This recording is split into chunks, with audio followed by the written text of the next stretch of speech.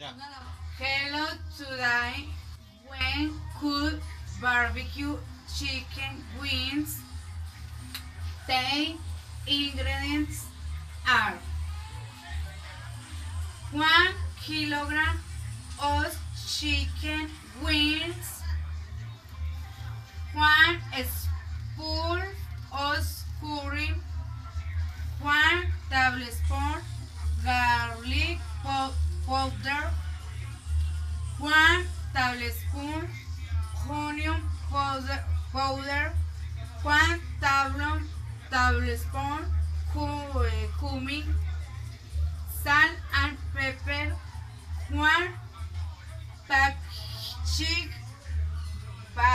patch of barbecue sauce. And container where are going to mix the curry, garlic powder, onion powder, and cumin. The way we cover on chicken with meat. The mixture.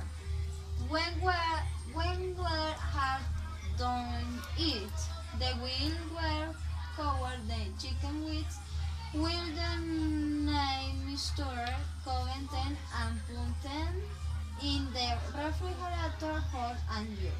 Once that time has passed, we will remove the chicken wings from the refrigeration and put them in a basket with boiling olive oil.